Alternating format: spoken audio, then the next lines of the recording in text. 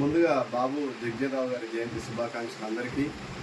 అసలు ఎవరి బాబు జగ్జీవన్రావు, అతని గురించి మనం ఎందుకు తెలుసుకోవాలి, అతను ఈ దేశానికి చేసిన సేవ ఎలాంటిది, మరెందుకు ఈరోజు భారతదేశం మొత్తం కూడా సెలబ్రేషన్ చేసుకుంటా ఉంది.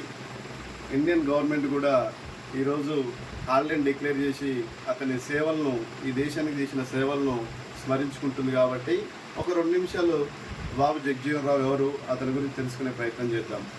బాబు జగ్జీవన్రావు ఇతను చమర్కులంలో జన్మించినటువంటి బీహార్ రాష్ట్రానికి, ప్రస్తుత బీహార్ రాష్ట్రానికి సంబంధించిన ఒక ప్రముఖ రాజకీయ కోవిదుడు.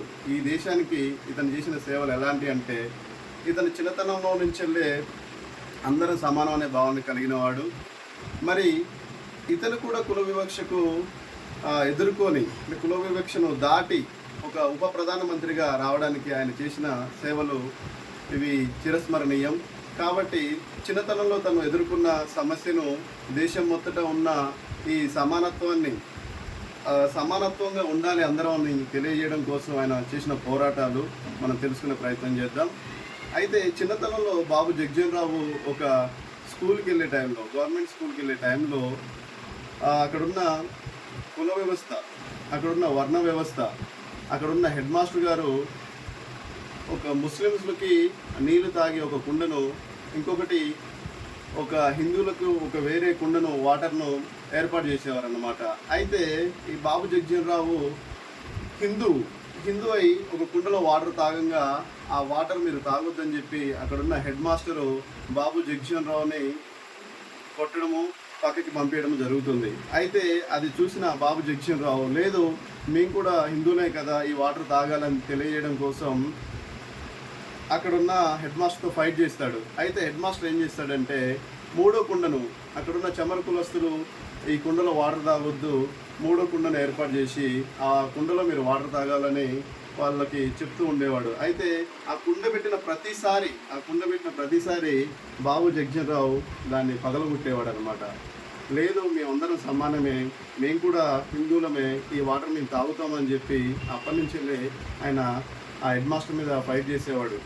ఆ కుండను అక్కడ పెట్టనీయకున్నంతసేపు పోరాటం చేశాడు. ఖచ్చితంగా 2 కుండలే ఉండాలి, అవి మేము తాగుతాం ఖచ్చితంగా అని చెప్పి ఆ 3వ కుండ తీసేంత వరకు అతని పోరాటం సాగింది. దాని తర్వాత ఆయన బెనారస్ యూనివర్సిటీలో చదవడం, అక్కడ కుల వివక్ష ఎదుర్కోవడం, అన్నం దగ్గర కానీ అక్కడ ఉన్న హాస్టల్ పరిస్థితులు కానీ ఎదుర్కోవడం, దాని తర్వాత కలకత్తాకి షిఫ్ట్ కావడం, కలకత్తాలో అక్కడున్న పరిస్థితులకి మళ్ళీ యూనియన్గా, అక్కడున్న వర్ణ వ్యవస్థకు వ్యతిరేకంగా అందరినీ కూటంగా అందరూ సమానం అని ఐక్యంగా అక్కడున్న వ్యవస్థలను దగ్గర చేసి ఆయన పోరాటం చేయడం జరిగింది. దాని తర్వాత రాజకీయ జీవితంలో ప్రవేశించడం, ఇందిరాగాంధీ కాంగ్రెస్లో జాయిన్ కావడం, దాని తర్వాత 2గా చీలడం, ఇతను మళ్ళీ మన కాన్స్టిట్యూషన్ రాజ్యాంగంలో కూడా అంతర్భాగం కావడం, ఈయన అంబేద్కర్ ఒక గుండెకాయ లాంటివాడు, ఆ రాజ్యాంగ రచనలో కూడా ఇతను ఉండడం, భారతదేశంలో మొదటి కార్మిక శాఖ మంత్రిగా ఎదగడం, తర్వాత 35 సంవత్సరాల నుంచి 50 సంవత్సరాల వరకు కూడా ఈ దేశ సేవలు అందించడం, 1971 నుంచి 1979 వరకు ఉప ప్రధానిగా ఉన్న టైంలో, ఎమర్జెన్సీ టైంలో మనకి పాకిస్తాన్ యుద్ధం జరిగే సమయంలో ఇతని కీలక పాత్ర పోషించాడు. కాబట్టి ఈ దేశం ఈరోజు గర్వంగా చెప్పుకోదగిన విషయంగా భారతదేశం స్మరించుకుంటుంది. అంటే హరిత విప్లవం స్వామినాథన్ చేసిన టైంలో కూడా ఇతను వ్యవసాయ మంత్రిగా, అంటే ఆర్థిక శాఖ, వ్యవసాయ శాఖ, రైల్వే శాఖ, ఇన్ని రంగాలకు ఇతను ఆద్యుడిగా ఉన్నాడు. కాబట్టి ఇతను వ్యవసాయ ప్రతిక్షేపంలో, అంటే బాగా హరిత విప్లవం జరిగిన టైంలో ఉప ప్రధానమంత్రిగా ఉన్నప్పుడు ఇతను బాగా వ్యవసాయ కోవిదుడిగా కూడా ఇతన్ని జయించేవారు అన్నమాట, అంటే తెలియజేసేవారు ఒక గొప్ప. అయితే ఇతను ఎదుర్కొన్న కుల వివక్షత నుంచి దూరం ఆపడం కోసం ఈరోజు సమతా స్థల్ అనే ఇతని మరణించిన రోజును, సమతా స్థల్ అని అందరికీ సమాన హక్కులుగా ఉండాలని దేశంలో పోరాటం చేసినవాడు. ఆల్ ఇండియా బ్యాక్వర్డ్ క్లాసెస్ స్థాపించి ఈ దేశంలో సమానత్వం ఉండాలి అందరూ అని పోరాటం చేసినవాడు. రాజ్యాంగ రచనలో కూడా ఇతని ప్రాముఖ్యత చాలా ఉంది.